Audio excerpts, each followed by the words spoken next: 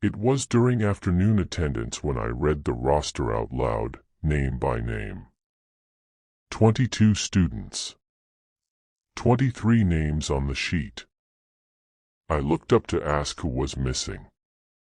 Every seat in the room was full. Before I tell you what happened when I called the 23rd name out loud, because something answered, you need to understand how substitute rosters actually work. They're pulled fresh every morning from the school's attendance system, cross-checked against the previous day's enrollment.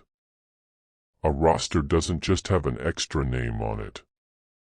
Someone would have to be enrolled in the system for that name to print. I checked. There was no 23rd student enrolled in that class. Not that day. Not any day that year. I'd been substitute teaching for about 2 years by then, mostly elementary and middle school, filling in wherever the district needed. That day I was covering a 5th grade class, one I'd subbed for twice before without anything unusual happening. Same room, same teacher's lesson plans left on the desk, same routine. Attendance is the first thing you do as a sub. Before anything else, you read the roster, mark who's present, note who's absent, send it back to the office. Simple, routine, the kind of task you do on autopilot. I counted 22 students sitting in front of me. I counted the names on the printed roster as I read them. 23 names. The 23rd name was near the bottom of the list, between 2 names I recognized from the seating chart. I remember it clearly, not because it was strange or foreign-sounding, but because it was almost aggressively ordinary. A first and last name so plain it barely registered as unusual at all. I read it out loud, the way I'd read every other name on that list. Nobody answered. I looked up, expecting a raised hand or a kid to say, "Here, a beat late." Every desk in the room already had a student in it. 22 kids, 22 full desks, and no empty seat anywhere for a 23rd person to be. Sitting in. I asked the class if anyone knew who that student was. A few shrugged. One girl near the front said, quietly, that she didn't know that name. Nobody else said anything at all. I marked it down as a clerical error and moved on with the lesson, the way you do when you're covering someone else's classroom and don't want to make a bigger deal out of something than it needs to be. I didn't think about it again until I collected the afternoon worksheets 40 minutes later, and found one more sheet than students. I'd handed out exactly 22 worksheets, one per student, counted them myself before passing them down each row. When I collected them at the end of the assignment, there were 23 sheets in the stack. The extra one had the 23rd name written at the top, in handwriting that didn't match any of the other 22 students' handwriting styles, which, if you've ever graded a stack of 5th grade worksheets, you'd know how distinct even similar handwriting usually looks between different kids. This wasn't similar to any of them. It was neither. Older looking, almost, like an adult trying to write the way a child would. The answers on the worksheet were correct. All of them. Filled out completely, in a subject none of the other students had finished within the time given. I want to be clear that up to this point, some part of me was still looking for a rational explanation, a twin sibling playing a prank, a kid from another class wandering in, anything ordinary. That stopped being possible when I went to the front office at the end of the day and asked them to look up a student named Daniel in that grade. The school secretary pulled up the enrollment system while I stood at the counter, half expecting her to find a normal explanation, a kid who'd transferred, someone absent for an extended illness, something with paperwork attached to it. She found nothing. No student by that name currently enrolled in that grade, that school, or when. She expanded the search out of curiosity, the entire district that year. She did find something else, though, something she almost didn't mention, and only did after I pressed her on it. A student with that exact name had been enrolled at that school, in that same classroom, 11 years earlier. The record was old enough that it had been archived out of the active system, which was why her first search hadn't caught it. I asked what happened to him.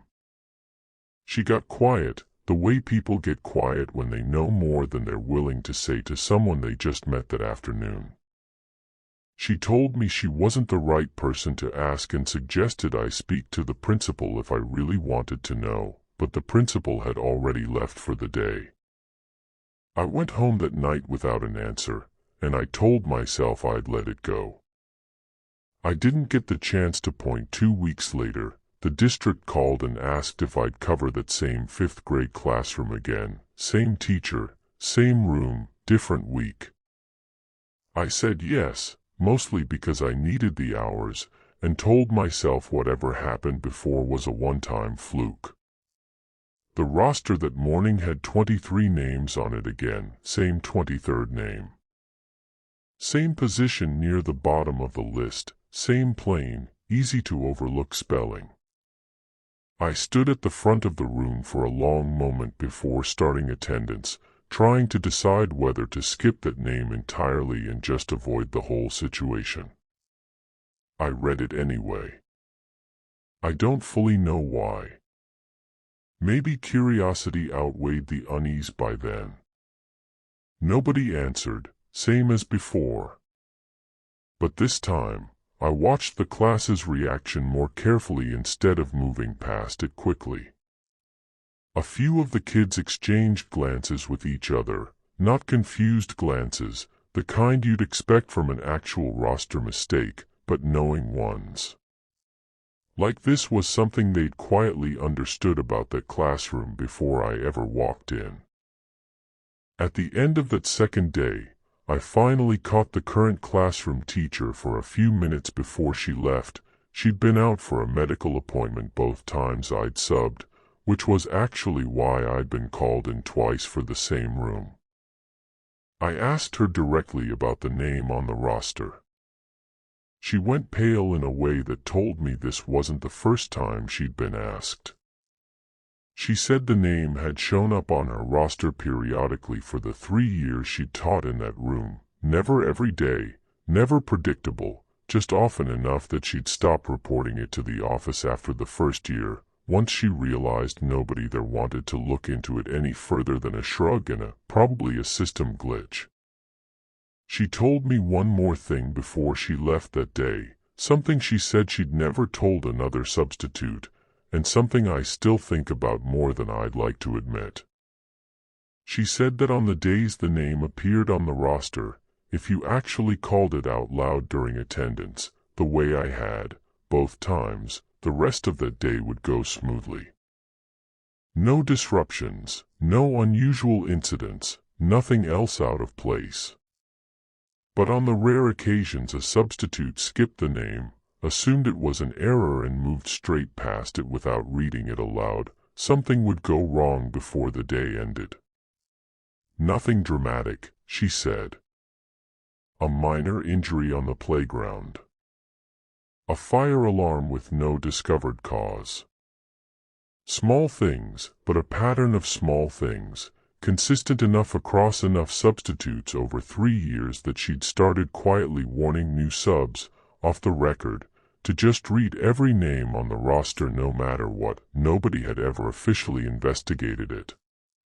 Nobody wanted their name attached to a report that sounded, on paper, like nothing more than a teacher's superstition about a clerical glitch.